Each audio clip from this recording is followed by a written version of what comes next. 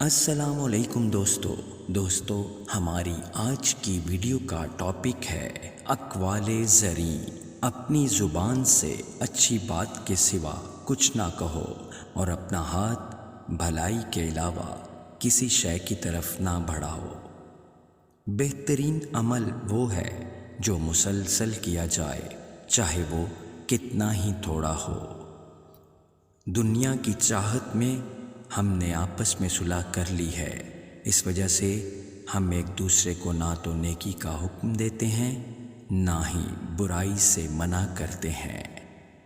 قرآن کو پڑھنے اور سمجھنے سے غفلتیں دور ہوتی ہیں، نمازوں کا اہتمام کرنے سے غفلتیں دور ہوتی ہیں، ذکر الہی کو معمول بنانے سے غفلتیں دور ہوتی ہیں، قرآن مجید کی کثرت سے تلاوت کرنا غفلت دور کرنے کا سبب ہے، تہجد اور نفلی روزے رکھنا، اس سے انسان کی غفلتیں دور ہوتی ہیں۔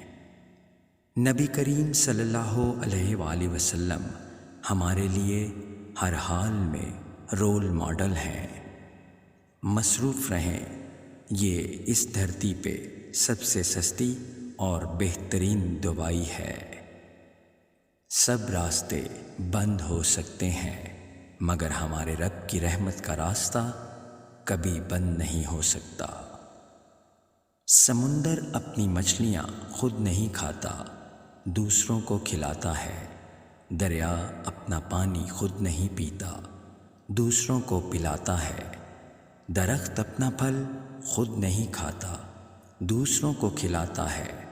لہذا حقیقی خوشی کا راز اسی بات میں پوشیدہ ہے کہ انسان دوسروں کے کام آیا کرے۔